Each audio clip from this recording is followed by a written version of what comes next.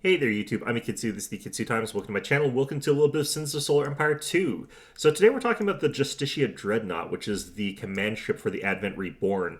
And I think this is a slightly underappreciated ship, but it's also a very difficult one, I think, for some people to wrap their heads around because Advent Reborn stuff is not necessarily intuitive. A lot of it works in really weird, janky ways, and this is no real exception to that.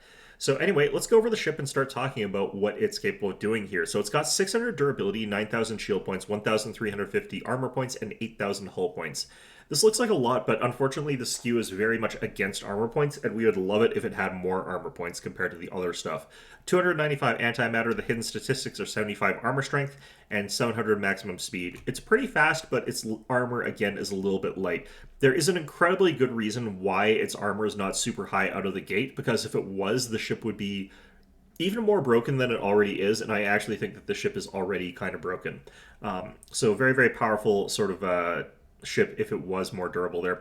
So Strikecraft, 3 groups we've got for weapons. I'm going to be going over the baseline values that do not have these percentages. So there's a couple reasons we're doing that, mostly because it'll impact how you do the rest of the calculations there. But it's got 6 heavy beams at 12.5 damage per second each with 500 pierce. That's a total of 75 damage, which is actually really, really decent for anti-capital damage. It's got 11 beam lasers at 6 damage per second for 66 damage per second for 200 pierce. 9 PD lasers at 2.5 damage per second, total of 22.5 for 0 pierce. And then we got our 4 medium missiles at 30 damage per second with 200 pierce. Actually, I think I did my math wrong on PD lasers, but I don't really care right now. Anyway, so this ship has got a lot of firepower. It, technically speaking, has, I think, the actual highest damage per second out of any of the ships.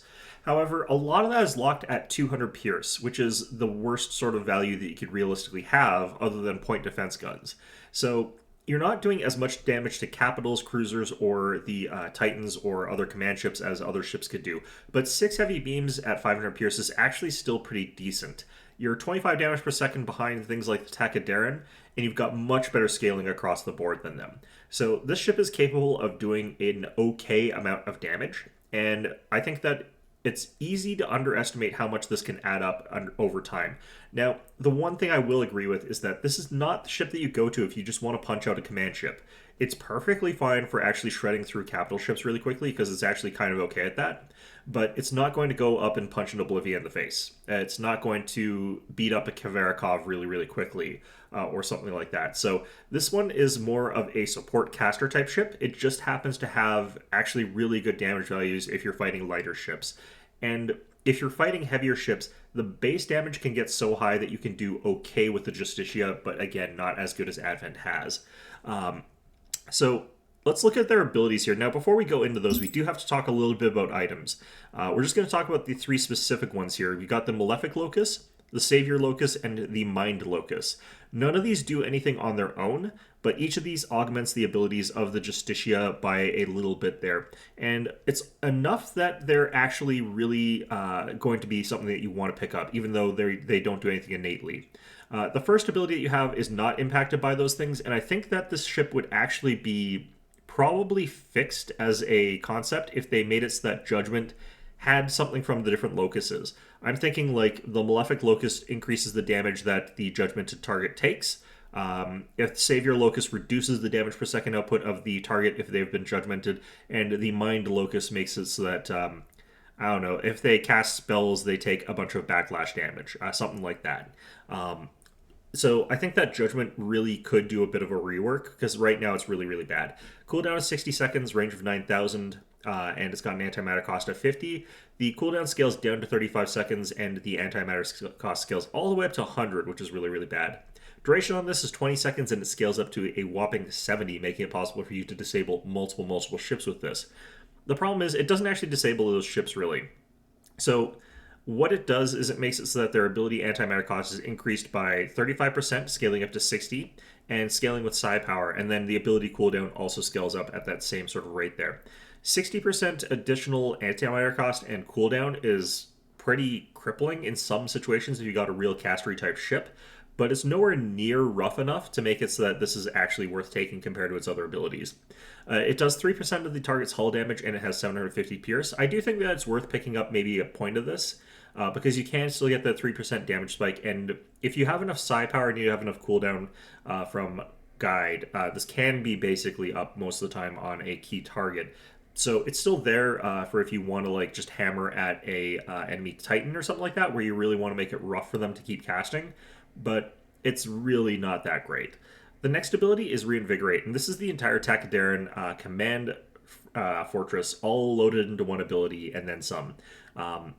So the base ability here, it's got a 60-second cooldown again, scales down again to 35, antimatter cost is 100, going up to 125, and what it does is a heal. It's healing your hull, armor, and shield by 500.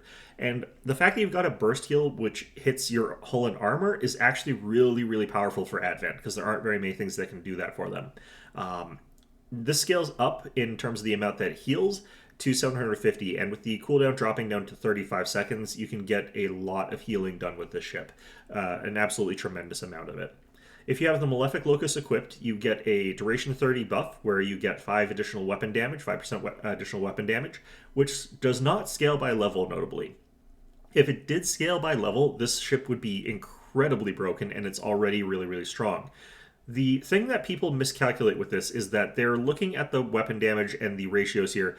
For every 100 points of psi power that you have, you get 7.5% additional weapon damage. We've got 3.8 because we got 50. The thing is, a lot of people are building this up wherever it is they're going to do. They're going to have some amount of psi power. They finish their build. And this thing ends up being like plus 15% additional weapon damage is what they end up having, somewhere in that vicinity, that ballpark. And that's not very impressive. So they're just like, okay, so it's a healing ship that gives you a little bit of additional weapon damage as a bit of a bonus, as a bit of a treat there. Whereas when I build this, I've got the Malefic Locus equipped, and it is increasing my damage by 50%. And at that point in time, it's exceeding what you're capable of getting from the Takedaran Command Fortress by a lot. Not only is this a higher percentage than it's capable of getting on any of the ships that it's supporting, but the Malefic Locus is also applying equally to your corvettes, your frigates, and your cruisers, meaning you don't have to choose between them whether or not you're going to want the full bonus by getting corvettes, or if you want to get a much weaker bonus by getting the cruisers. You can get any ship that you want. In addition to that, it also works on your capital ships, so extreme late game, it's applying to all of your cap ship spam, it's applying to your command ships, and it's applying to your Titan. So the Malefic Locus bonus is actually substantially stronger than the bonus from the Takedaran Command Fortress, if you know what you're doing with it. Now, if you're not going to the extremes and you're just going for a sort of normal amount of psi power, it's trivially easy for you to get 400 psi power with this thing. 350 is extremely easy, 400 is pretty easy. But if you're up at that 400 value, you're still getting plus 35% weapon damage, which again is the same ballpark as the Takedaran Command Fortress. So that's an easy amount to get. That's very easy amount to get. And it's pretty possible with that to have this thing sort of support an entire fleet at level 1 with that value, so long as you're capable of getting your cooldown a little bit, but not much. You're almost... Your cooldown is important in the sense of keeping your uptime up, but remember, a level 1 Takedaran also doesn't have 100% uptime, so this is like a fantastic ability. This is a really, really powerful ability here. The second ability here is the Mind Locus. This one just gives you 50 psi power, and this one obviously seems like it's weaker than the others. The reason that the Mind Locus is so good is that it's enabling you to get the higher value on the Malefic Locus and the Savior Locus, both of which you should be getting from your other ships, and which even at level 1 you can have available most of the time if you've got enough cooldown reduction, and if you're focusing on that kind of build enough.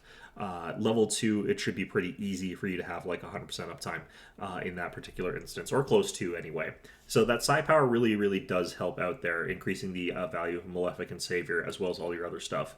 The last one is the Savior Locus. Again, this is like the entire second ability for the Takedaran. For 30 seconds, you take less damage on every ship in the radius there. Minus 10% at first level, and it never scales upwards.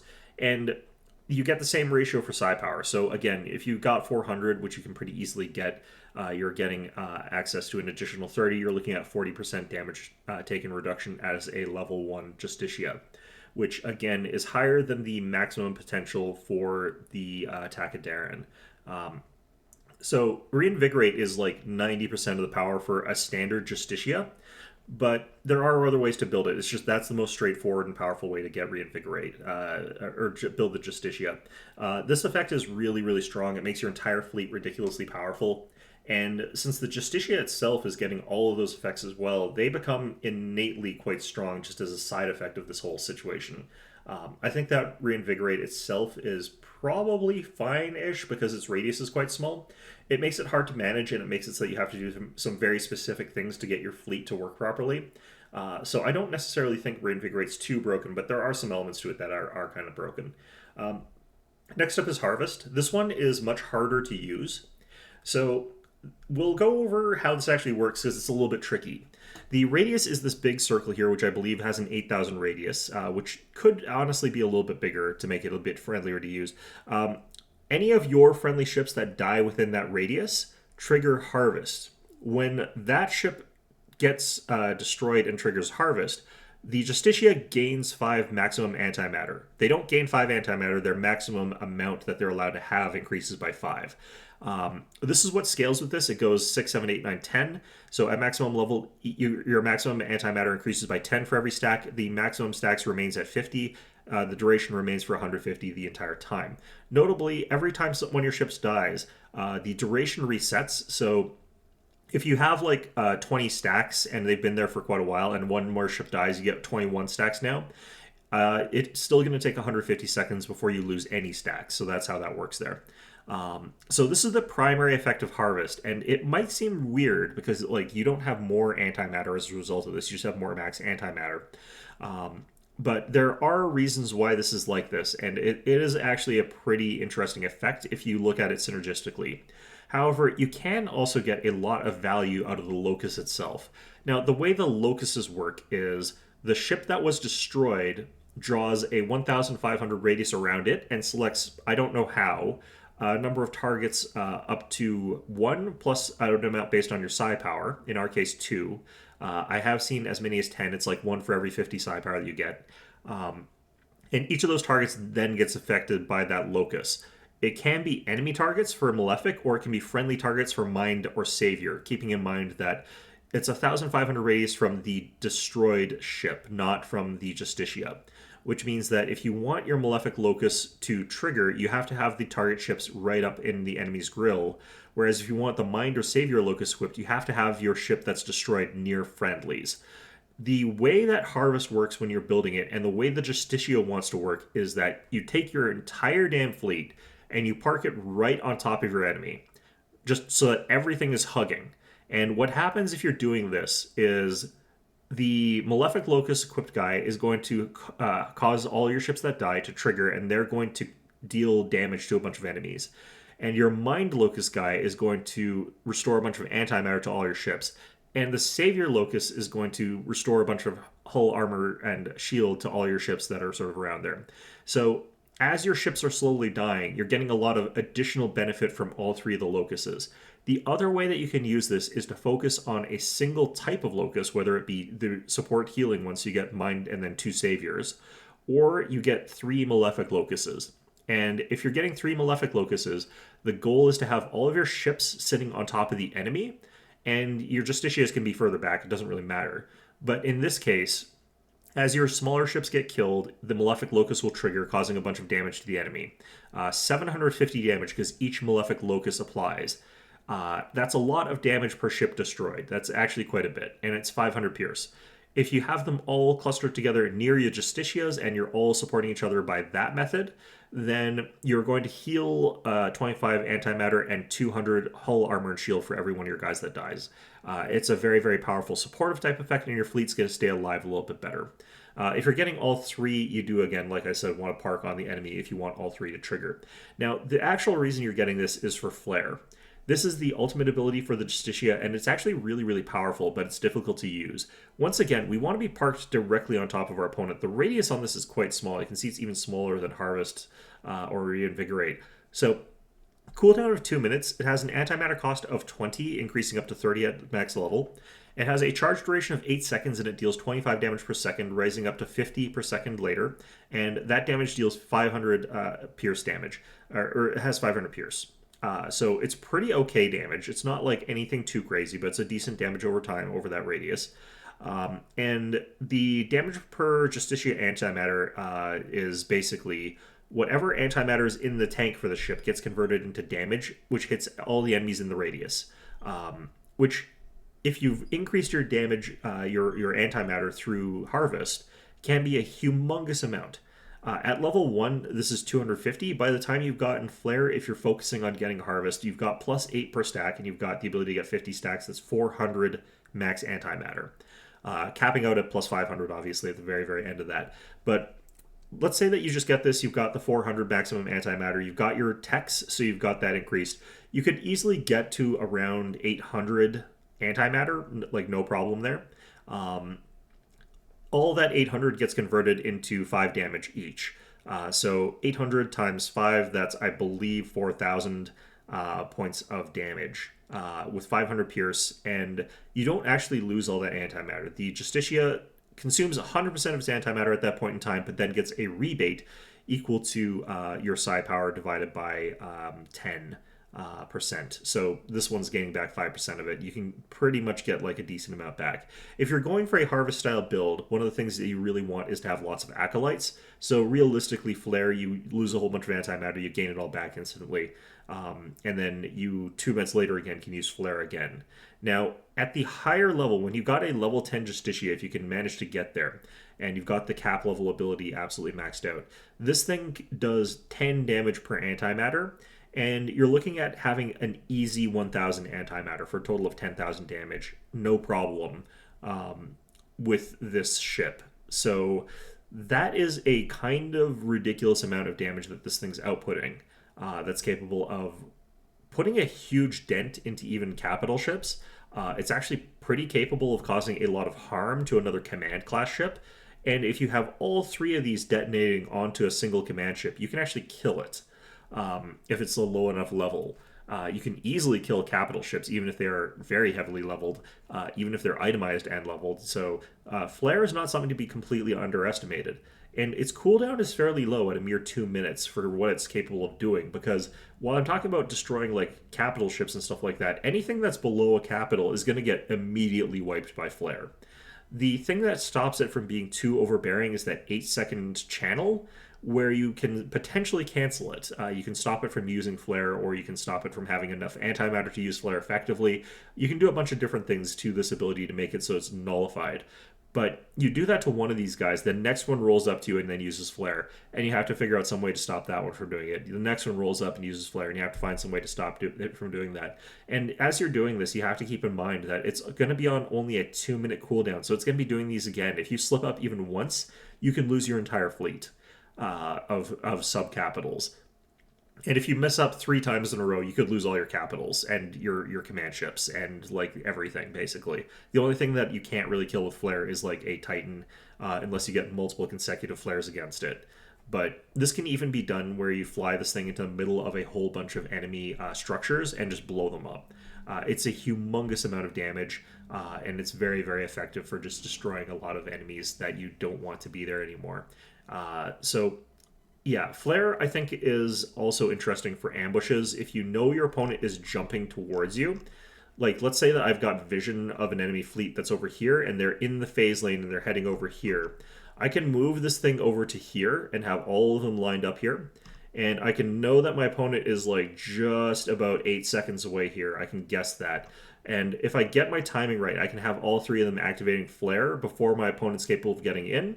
They warp in, they immediately get hit by Flare. And there's no counteraction. It's just immediate ambush and they die. So there is that possibility with this as well, and it's extremely powerful when that sort of thing goes off.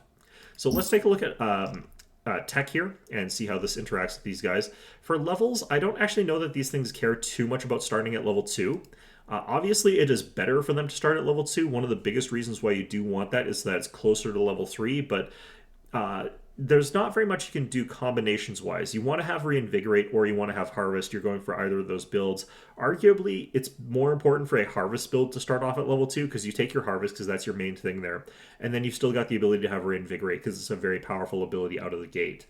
Even with just the heal, it's actually quite strong. So it would let a harvest build scale into the game because harvest is pretty much difficult to set up when you're level 1 and you're just rolling out with your first command ship. You kind of want to have other things going on. But reinvigorate is quite strong out of the gate there, and you don't need to do too much to make it strong. So I think that that would be an important use of it. But if you're starting reinvigorate, you don't really care what else you have. However, like I said, level 2 reinvigorate is way, way, way stronger. You really, really do need all the psi power for this ship. It is a caster. You want to have access to like all the psi power techs. You are also going to want things like, say, the psionic dynamo. You're going to want the Vex amplifier. You're going to want psychinetic plating, the Unity protectorate, the Brilliance Array potentially is important for you, but probably not. You may even want the Essence Reservoir. You obviously want the Harmony Circuit. That's really important. So all of these things in the side tree can be useful for you depending on what you're trying to go for with this thing. But the most important ones, I would say, are the Harmony Circuit and the Psionic Dynamo and the Psychinetic Plating. I'd say those three are the top ones, with the Vex Amplifier trailing just behind that. The baseline Psionic techs are also really, really good. For this thing, defensively speaking, I think that the secondary shield generators and the restoration effects are kind of the most important out of these. The base shield values are kind of okay, but they're not like hyper important for this particular ship for a reason we'll get into later. You do need these antimatter bonuses here, not for the regeneration. Funny enough, this is one of those few ships that doesn't care too much about that. This ship really cares about maximum antimatter increases for that flare ability there. And you aren't always going to want to use flare, but when you do, this when a situation arises where you can use it, having that additional antimatter from synergistic reactions really, really matters to this guy. For weapons, you're not super invested in these guys' weapons, but you've got lasers, you've got beams. That's all you've really got there. You don't have any plasma, so you're not that interested in those. You're not super interested in diffusion moderation most of the time with this ship. It's meant to be in close range, so whether or not you've got an extra 20% range is not that important for this guy. I would definitely say this is the least important of the upgrades for this one. And the only time where I would say that, it's usually really, really nice to have extra range. Obviously, you don't have any plasma, so you don't care about that one, although it does technically apply to your bombardment damage. Not really counting that. It doesn't matter. In Substance Tree, you've got missiles, but I would say that they're relatively low priority. Even though their damage is really, really high, they're not the easiest things to like land consistent or good hits with. Point defense doesn't really have a ton of other stuff to chew down, so they might as well like blow up your missiles. Still, they are extra damage, so you're going to eventually want to get this. What you do really want to get is like the armored frameworks, the advanced composites, and the energized plating. These bonuses are going to be really key to this ship's survival in the long run there. And we'll get into that when we talk about itemization.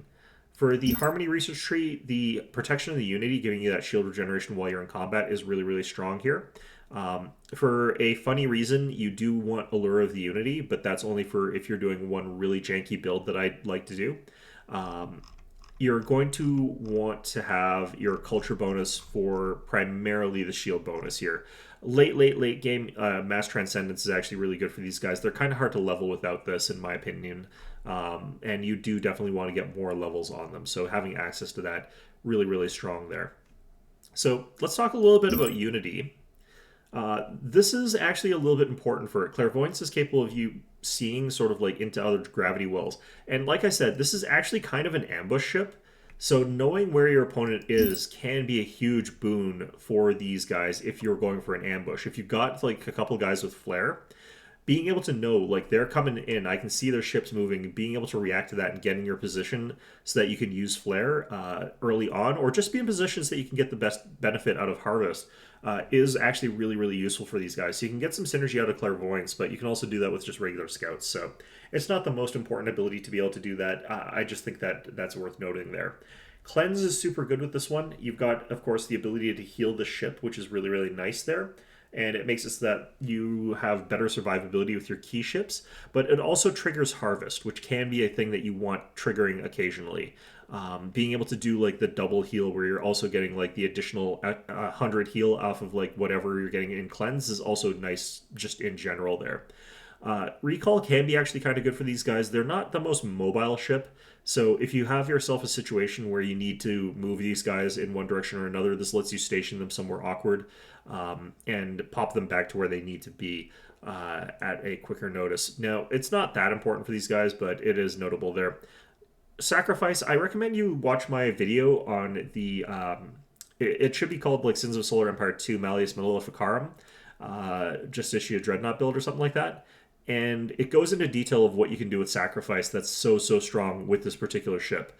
There are other ways to sort of use this. I think that again you could do an ambush style thing, but basically like this synergizes super well with the harvest ability for your ships, because not only are you dealing a whole bunch of damage to your enemies using Sacrifice, but you're dealing all of the extra harvest bonuses as well.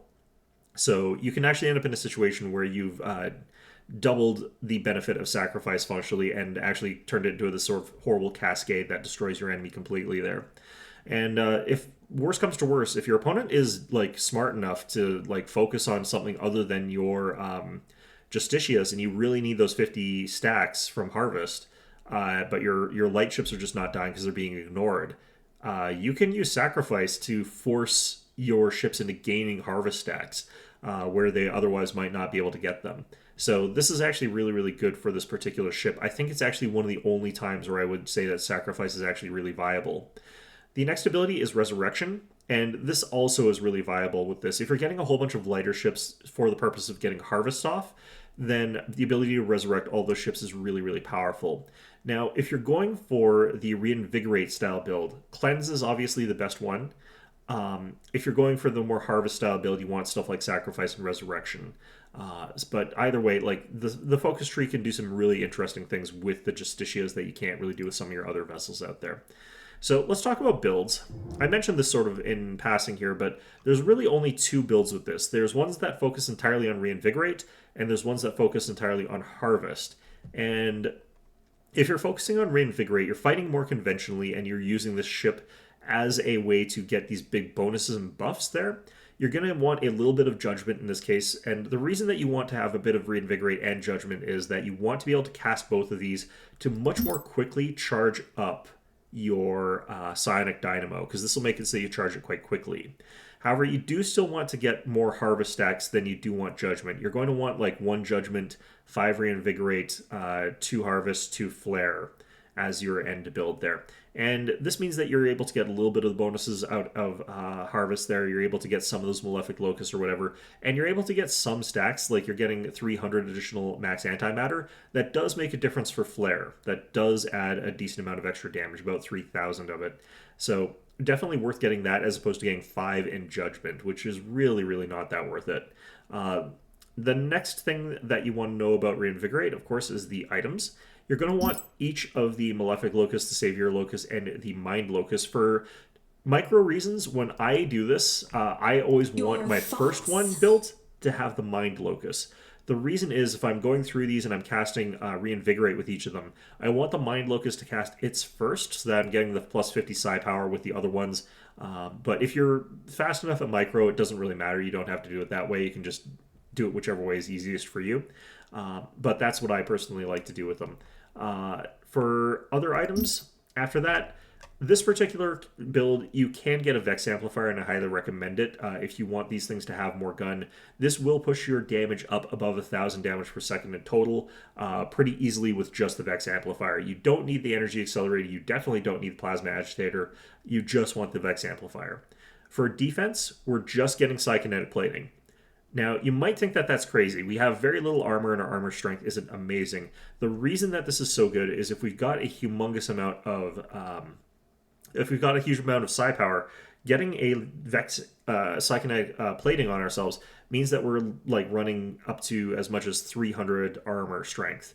And if we've got 300 armor strength and we're combining that with the Reinvigorate, and we're combining that with Iconis Guardians, we can end up in a situation where the Justicia is virtually unkillable. It's really hard to kill because we're dividing even like really high pierce weapons down by 16. We're taking 1/16 of the damage that they're outputting, and we're gonna have like about 3,000-ish armor points once we get the Psychonetic Plating and some levels in there. We'll say 2,500 just for the sake of simplicity, but having like 2,500 armor means that we're taking like that 16th of damage. We're taking very little damage from our opponent there. We pop Reinvigorate, and we gain back 750, or we gain back like 500, or whatever level we're at, armor, because we get to heal armor with that. And we pop the second one. That's another 500 points of armor. And we pop all three of these, and we've essentially restored our armor back to full. And we can do that every 35 seconds. The reason that this is so powerful is that this ship is then capable of having its like shield restore go off. It's capable of like reinvigorating itself while its shields are up, so that its armor gets redone backwards. It makes it so that it's really, really hard to kill, because that armor strength is so high that those armor points that are coming back, that every time you're healing, you're not healing back 1 point of health every time you gain back an armor point. You're functionally getting back 2,000 hit points every time you reinvigorate for 500 damage if you've got 400, or if you've got 300 armor. So that's a lot of health. That's functionally 6,000 for like level 1 Justicias doing that with each other. And that's really, really hard to deal with. That's incredibly, incredibly powerful. So that's why you only really need the Psyconnect plating. The Synchronous Shield, like, it's fine. It's what I would get as a sort of last item, but I don't think that the ship needs it, really. Its Shield Burst is just going to have to be there long enough for us to get our armor back up to 100%, and for our reinvigorates to come back down off cooldown. Because once our shields are gone, they start hitting armor again. We want them hitting armor so that it goes down, so that we can then cast Reinvigorate, gain back all of that armor, and make it so it's like really, really high value Invigorates. Because if we're just getting back shields with this, it's not really that valuable. It's 500 shields per cast, compared to 2,000 armor hit points per cast, effectively. So it's really, really strong if you go for that sort of direction there. Now, for utility tree, this is where things are important. We want to have the Harmony Circuit. We want to have the Psionic Dynamo. That's going to get us like that easy casual 200. We can then easily get to 50 from tech. It's possible to get to 100, of course, but easy is 50. And then we get the extra 50 from having simply another Justicia with the Mind Locus. That gets us to the 300. That's really, really easy there. Getting the extra 100, not really that hard, but is going to take a little bit more time and a little bit more tech. Basically, to get the last 100, you were actually getting like 95, but I just counted as 100. You've got a Thing Casting Guide on you, and you've got the last tech, and then you're at 400. That's like super, super easy build. You've just got these two. With this particular ship, I would actually consider getting the Essence Reservoir. And if I wasn't going to get the Essence Reservoir, what I would do is I would get the Votary Siphons. And it's going to depend a little bit. If you've got access to something that lets you refit these guys on the field so that I can keep getting Votary Siphons while we're fighting in someone else's Gravity Well, then I'm going to get Votary Siphons, because we can get that 75 pretty easily, and the 25 is a little bit easier to get in the first place. But the Essence Reservoir actually synergizes quite well with this guy. We're going to be getting situations where you are going to be deliberately sort of losing your ships there. You're cleansing, you're doing that sort of stuff. Essence Reservoir does work quite well with this, and that gets us to our last 100 there.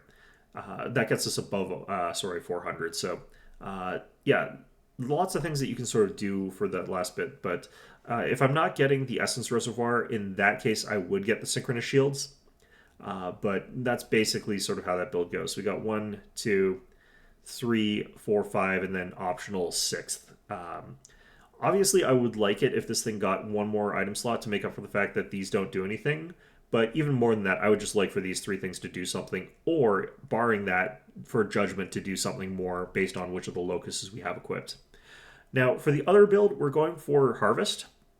In this case, not only are we not necessarily going to ramp up a Psionic Dynamo, we also don't care about our Psi Power quite as much, although we are still probably going to get both of these. In this case, none of our damage is coming from Vex Amplifier, it's coming from the Malefic Locus. So we're going to go for the Malefic Locus. We give one of these guys the Savior Locus, we go for the Harmony Circuit, we go for the Psionic Dynamo, and at that point in time, we want the Psyconnect Plating and the Synchronous Shield. The reason we're giving one of these guys the Savior Locus is that we still want them to be using Reinvigorate with us.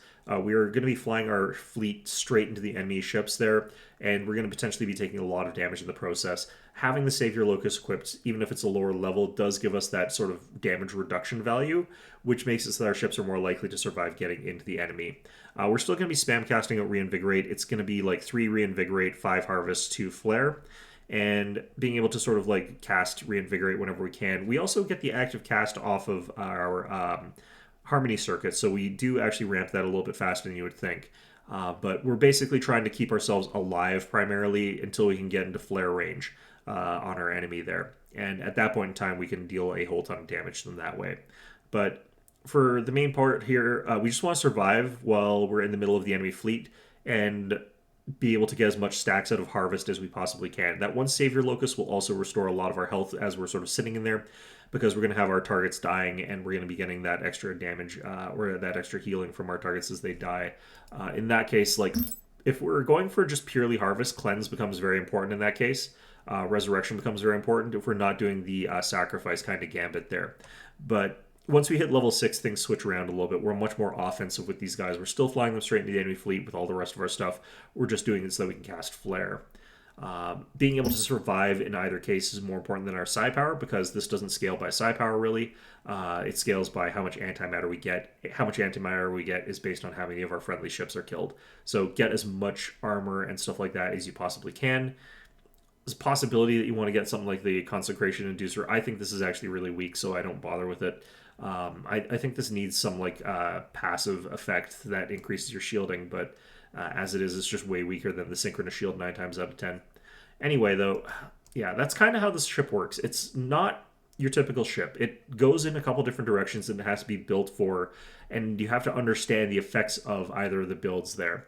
Harvest, I think, is definitely harder to use. I think it's a lot less viable necessarily, but it is very interesting and there is some fun stuff that you can do with it, and it synergizes better with Flare once you do get access to that. It becomes the Flare build. By contrast, Reinvigorate is a much more stable build, but you don't get as much from the rest of your kit. You also do the exact opposite with Harvest. If you're going for the Reinvigorate build, you're kind of pushing yourself into a situation where literally none of your ships are likely to die. Even if your opponent's like focus firing something down, even if they're throwing like really powerful abilities at you, you can keep your ships alive using Reinvigorate with all of the effects that are on here, all that healing, all of that damage mitigation, all of that other stuff going on. You're capable of just surviving through all of the enemy's firepower with that. So you never actually trigger Harvest, and you can never really use Flare that effectively. Although, even if you don't have any stacks from Harvest, you can actually get a lot of damage out of Flare. Like, just baseline, this thing can have, I think, about 600 antimatter. And if you got 600 antimatter, that means you can do 1,200, 6,000 damage with this. That's 18,000 damage with all three of them combined. That's enough. Like, that's good damage. It's just less than the 30,000 that you'd be doing if you really went all in on Harvest there. But in any event, though, yeah, that's kind of how the Justicia works. I think it's actually really, really powerful. I think it's an amazing ship. Not only all of this stuff about this, but if you've got the Vex Amplifier on this thing and you've really gone to town with that damage output, if you've got the Malefic Locust boosting this and you've got the Vex Amplifier like ramped up to full, this thing does over 1,000 damage per second, like easily. It gets close to like 1,500 if you really focus it, and you can easily get 1,200. Even if you're not really at the ideal Pierce values, that's just such a high innate damage per second value out of the ship that it's capable of dishing out really good damage against all sorts of targets that you wouldn't expect it to be able to hurt there. And it does let it basically just absolutely roll over Takedaran in terms of damage per second output. So in any event, though, that is going to be our video for today. I hope you found this one enjoyable. And of course, as always, hope to see you guys all next time.